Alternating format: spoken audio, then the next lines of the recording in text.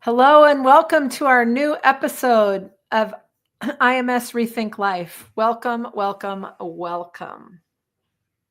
All right. So, to get started, we're going to be talking about matter, unreality. Which is first? Truth evolving as individual conscious being or mind makes it increasingly difficult for this that calls itself man to live comfortably and happily in two worlds, the material and the spiritual. In this modern age, there can be no straddling of the fence. In fact, as the knowledge unfolds that all is one, it will not only be difficult to be double-minded and live, but impossible. In this atomic age, we are called upon to deal intelligently with duality as 2 points of view of the one reality. Truth is infinity, meaning unchanging change. The more it changes, the more it stays the same. Each explosion of an atom bomb, each jet plane that annihilates space and time, each guided missile that hits the mark points to the fact that the concept of man as human cannot live when separated from its divinity, mind. Without man, capital M, the conscious identity of being for its life, the concept is faced with self-destruction.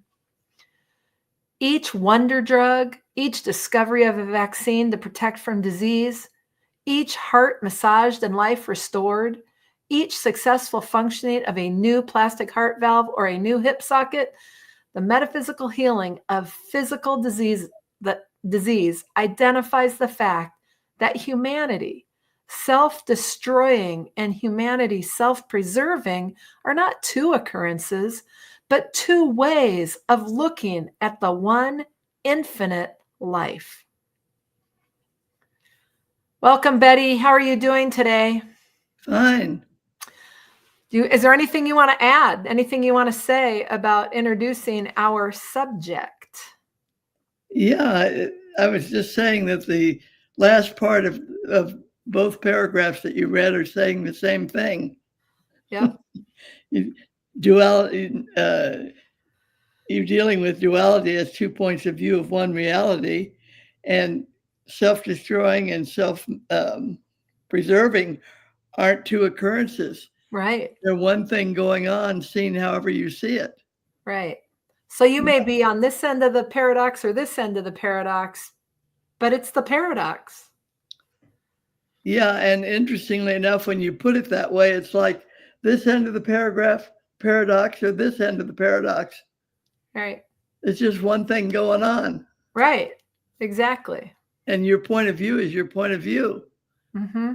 And yeah, its point of view doesn't null out the fact that there's only one thing going on. No, but it isn't what I really was saying with that idea was that you see it, I see it, Tom Smith sees it. All those look like multiple points of view. Yep. Reality is constant. It doesn't shift with whoever's looking at it. What's present is present. How Right. you see it is how you live it. Right. It's up to you. It isn't that there's something good out there that if you're accurate about it, it'll be better. Right. You know, it's like there's just one thing present. However you see it is however you see it. Right. And the one thing that's present is perfection. Mm-hmm. However you see it is however you see it. Okay. Very good. Anything else you want to add to that in terms of setting this up? Or shall we dive in? Okay. Here we go. So we're going to be using and referencing All is One, which is a little booklet that was written by Margaret Laird. And on page 2 of All is One, she wrote, emptiness is fullness, loss is gain.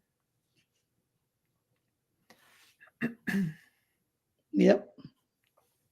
Life is mind, self-existent, self-renewing, self-disclosing, self-preserving. Yeah, notice that it's not dependent on anything but self. Right. the living of it, the experiencing of it, the shaping of it, the liking or not liking, or whatever you add to it. It's the one thing going on. Right. And how you live it is entirely up to you. Exactly. Yeah.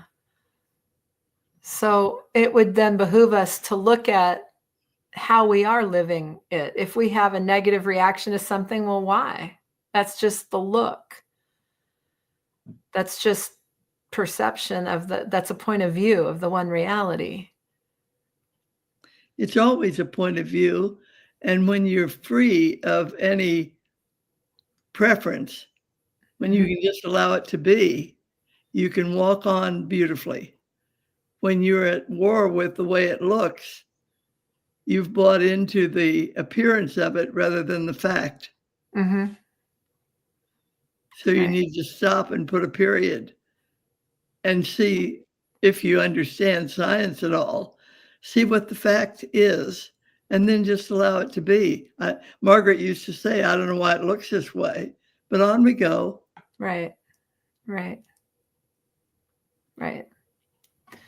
In Science and Health on page 550, starting on line 6, Mary Baker Eddy wrote, God is the life or intelligence which forms and preserves the individuality and identity of animals as well as of men.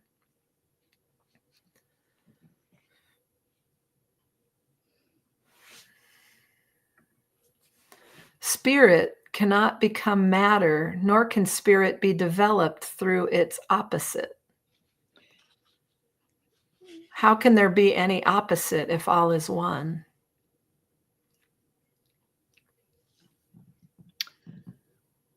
Well, what she is saying is reality is present. If I think it's unreal, then I live it the way I see it.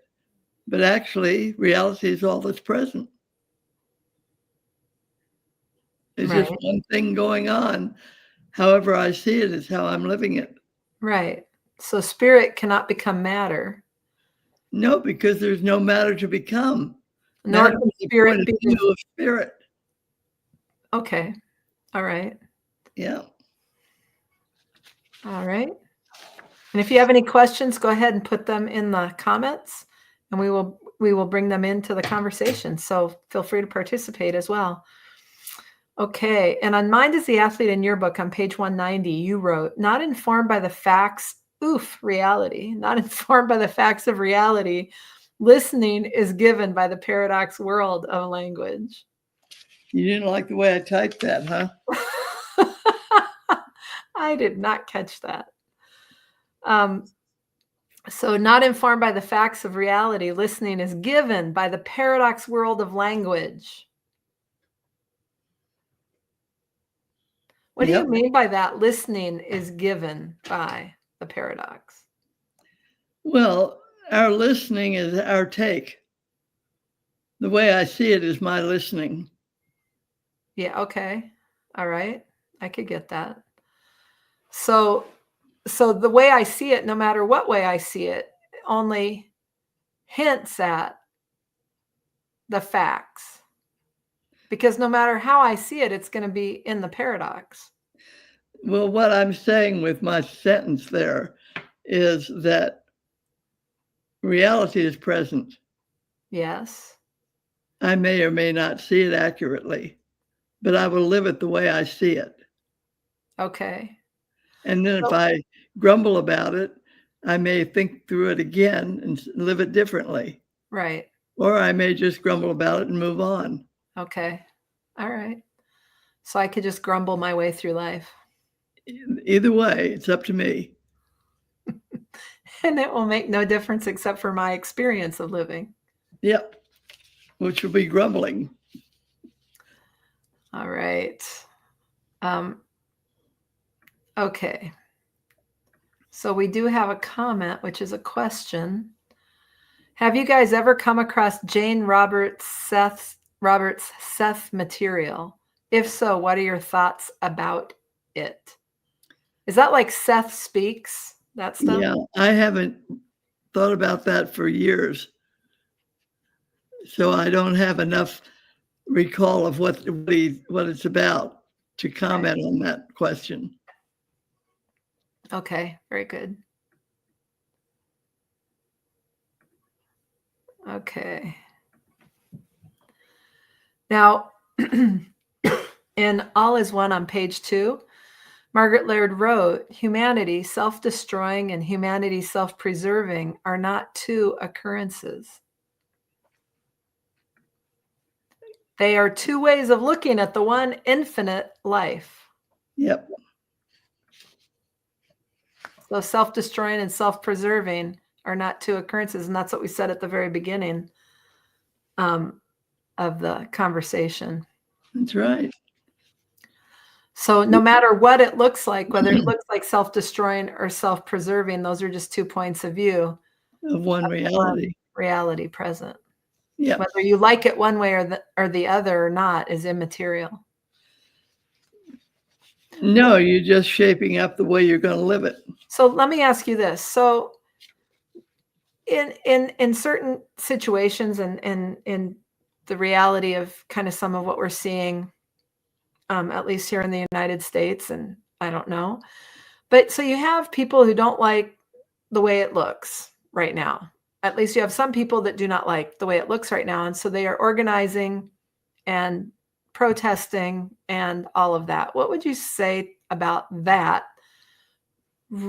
relative to what we're talking about here?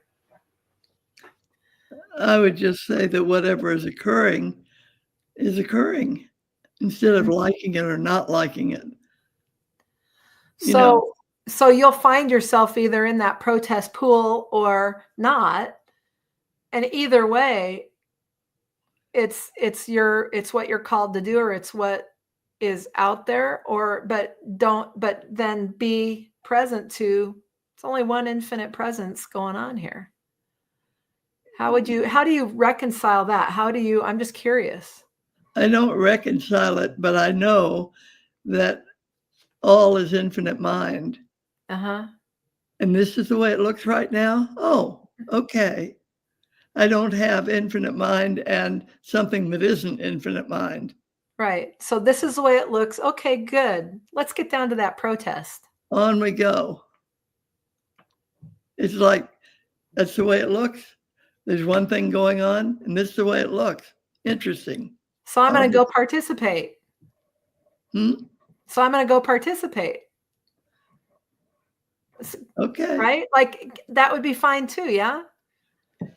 Either way, just fine. Either way. Okay.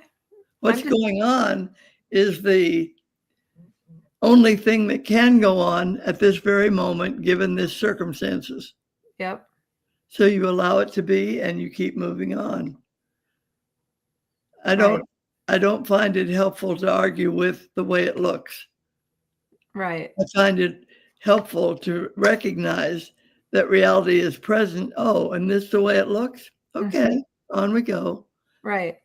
But what I'm saying is that you may not protest, you may not go down and march and carry a banner and blah, blah, blah. You might do any of that, but some people may. And so the footsteps in our own experience or what we're doing doesn't negate that the one reality present. It doesn't limit us, in other words, in terms of that. Yeah. Well, you include it all. Right. So it shouldn't matter. That's what's going on in my world. Yeah. But I don't have to humanly get involved in that. I can just say, oh, okay. But it doesn't matter if humanly you get involved in it or not, right? Well, unless it bothers you. Right. Unless you get caught up in, I'm going to do something about that. I'm going to fix it. I'm going to change it. Yeah, but in our living, there are things that we need to address. There's things that we got to pay our bills. We're going to do you know what I mean? There's just things that, I eat dinner too, but I don't think. So I guess my whole question is, there's things that need doing. There's things that we're called to do, and it's not about and so that's what I'm trying to get at is it's not about sitting around doing nothing and just being like, yeah, all is infinite mind. That's not necessarily. You're not sitting around doing nothing. You're acknowledging the facts of being and allowing it to be. Right. And that could include taking up a protest position on the front lines, or sitting and reading a book. Yep. Do all of it. All right. So it doesn't preclude any view. It includes it all. Doesn't dictate anything. That leaves you what you really want to do is not be self-righteous and not be condemning. It's just, oh, peanut butter today, okay. Right. Roast beef tomorrow, fine. No sandwich, that's fine too. Okay. Got it. All right. Very good. Okay. In Science and Health, Mary Baker Eddy wrote on 550, line 31, as science repudiates self-evident impossibilities, the material senses must father these absurdities. Mm-hmm. What does that mean? Read the note. Both the material senses and their reports are unnatural, impossible, and unreal. Yeah. So what I see, what I'm observing, what I hear, what I feel, all of that's just immaterial. It's like the weather report. It's a point of view. It has no substance. I can't pick it up and move it. Yep. Okay. I can't store it in the closet. Right. It's a point of view. And that's always shifting. And it's an expression of your being. So the material senses and their reports are unnatural, impossible, and unreal. Yeah, because there isn't any material report. There isn't any matter separate from spirit. There isn't any reality separate from where I am right now, doing what I'm doing right now. There's just one thing going on, and it's God being. And this is what it looks like right now. Oh, on we go. Right. Okay. All right. Let's see. Yep. Okay. And then in your book, Mind is the Athlete, on page 190, you wrote, understanding and acknowledging the facts of existence opens up reality, capital R. Why would you have to open up the one thing going on if it's the one thing going on? Because we, humanly speaking, are unaware sometimes. But acknowledging and understanding are the key to living yourself free of grief, free of chaos, free of upset, and free of concern, as if that made any difference. Right. All is infinite mind, on we go. Right. Yeah, I remember this whole quote about this thing about concern and opinion. And it went something like this. Scream at the stars and see how much they move for your opinion or for your point of view. Right. Excellent. And it was like, or laugh at them and see how much, or laugh or whatever. So it's all expression, but it doesn't have to be significant, I guess is the word I'm looking for. And that may not be the right word. Yeah, all it does is let your frustration vent. Right. Makes no difference in what's going on. Right. All right. Sandra Jackson has sent in a comment. In the insightful or soul view, we find that problems are challenges to our point of view. What we call a problem is the ever-present demand for the self-strengthening of our divinity. All experience is self-sensing, and she pulled that from Government is Self-Government. Mm-hmm. Very good. Thank you, Sandy. Yeah. All right. Okay. And then you also wrote, this action removes you from the paradox level of belief for moments at a time. So this whole notion of understanding and acknowledging the facts of existence opens up reality. That Yep. act of acknowledgement and understanding removes you from the paradox level of belief for a moment at a time and demonstrates the supremacy of living from the fact that being is the source of existence. Yep. And that is that momentary, it might be momentary freedom you get in that acknowledgement. It closes back up again, and there you are. But there is a freedom from that acknowledgement, from that understanding. Yep. So when you say you can live free of distress, etc., it's possible, and it takes discipline. Yeah, I don't remember. I can't quote it exactly, but Mrs. Laird talked about stress and concern and upset and all those things, and you can live free of all of them. And the fact is that you're always free of them. Mm-hmm. So when you're willing to allow it to be, it ceases to be stressful and upsetting and chaotic. Right. You just allow it to be, because what's actually running the show is not the two-legged animal running around doing things. Right. What's actually running the show is the presence of reality being seen the way it's being seen. Mm-hmm. So when my vision is clear, my experience moves right along freely. Right. When I get cluttered up with more than one thing in charge, then I experience chaos and upset, concern. Right. But it's still all one thing going on, seen Right. however I'm willing to see it. Right. Okay, and All is One on page 2, Margaret Laird wrote, life is mind, self-existent, self-renewing, self-disclosing, self-preserving. I feel like we're repeating ourselves. You feel like you're what? Repeating ourselves. Oh, well, we are. Is there, Oh, Margaret used to say, is there anything else we can say? right, exactly. What is seen in spiritual evolution as a self-destroying and self-preserving human race is the human or personal point of view giving place to the divine, the real. Yeah. That you could have read slowly. Shall I read it again? Sure.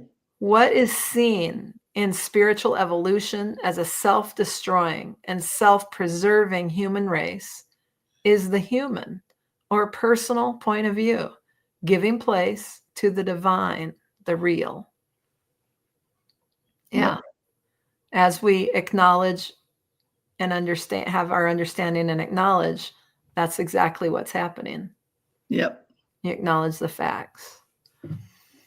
You notice, for instance, in doing simple arithmetic, when you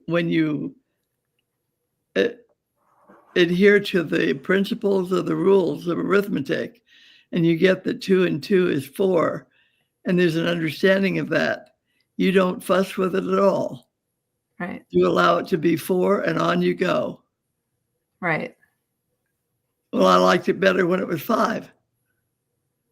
Well, I think I wouldn't like having it be 12. Why Right. isn't it 0? You know, all of that we do with everyday living, Mm-hmm. instead of all is infinite mind. Oh, this is the way it looks. Oh, on we go. Right. Right. Okay. And in Science and Health on page 551, line 6, Mary Baker Eddy wrote, like produces like. If mind is first, it can't produce its opposite in quality and quantity called matter. Yep. And the power in that statement is in what's actually present versus how you may be seeing it. Right. How you may be seeing it has no presence and no power. It's a point of view. Right. But there is a reality present, or there wouldn't be any point of view. You can't have a point of view of nothing. Right. Right. So we have another comment. Is there a collective point of view? Yeah, my world point of view is still a point of view, isn't it? Mm-hmm. Okay.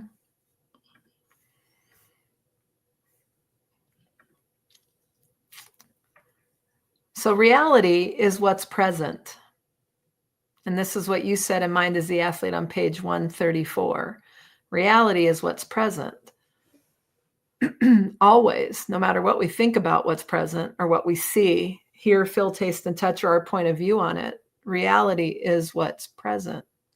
That isn't on 134, that's on 191. 190, like I said, on 191, don't pay any attention to that number right there.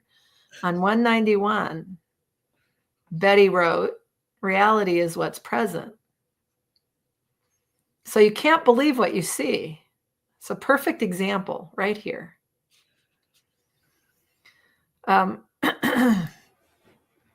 Okay. So, and then power and presence exist in the discernment of that fact.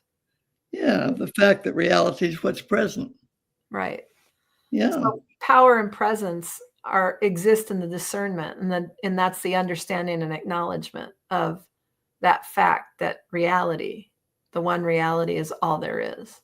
Yeah, when we say those words, which sound a little bit complicated, it's like 2 and 2 is 4. And the reality of that is present. Mm-hmm. And I don't have to fuss with it. I don't have to say, well, maybe I could bend it a little. Maybe I should stretch it and make it more. Right. We just say, oh, yeah, 2 and 2 is 4. On we go. Mm-hmm. All is infinite mind. Oh, yeah, on we go. It's all mind, capital M, synonym Right. to God idea. So it's like saying there's nothing going on but God being. And Right. this is what it looks like. Oh, okay. On we go. So where does invention and creativity exist then? And the people that react to that can't be done and then show that it can. So it's not like 2 plus 2 is 4. Okay, great. It's like they thought the world was flat until Christopher Columbus, who was in the last boat going past the horizon, just in case, and they found out that it was round, right? But that whole belief system around all of that, and you can look at all kinds of different, chaos theory and everything else that you can bring into this, where there's facts, and then maybe so, maybe not. Yeah. So I'm just curious where invention, creativity, all of that comes in, that would question that instead of saying, yep, I got it. This is what it looks like. Okay. Where does it come in? Am I living of myself? I guess. Yeah, sure. If there's only one mind, one infinite presence, Mm-hmm. it's an all-knowing situation. Right. It's I want to say words like causative and preservative and creative and all those things, but actually there's only one power. Everything, whatever it is I'm involved with, is the view I've got at the moment Right. of God being. Yes. And it doesn't matter what it looks like, Right. how wonderful or how awful or anything in between, when I can actually be present to the fact that there's just one thing going on, and it is God being. Mm-hmm. I do not have anything to do. There's nothing that needs to be done. All is well, Mm-hmm. because one thing going on is reality present, and reality is the standpoint of perfection present. Mm-hmm. So the view, what I look at, does not define perfection. Mm-hmm. All it does is tell me how I'm currently seeing perfection. because there's nothing else present. Mm-hmm. Yep. Yeah, very good. All right. If there's no more comments or questions, then we are at our time. So anything you want to say beyond what you've already said? Goodbye. All right. We'll see you all next week. Same time, same channel, 5 p.m. Pacific, 7 p.m. Central. And until then, understand, acknowledge, only one thing going on. Don't get caught up in the look. All right. That's just a summary of the whole 30 minutes we've just spent. All right. All right. We'll talk to you. We'll see you next time. Thank you.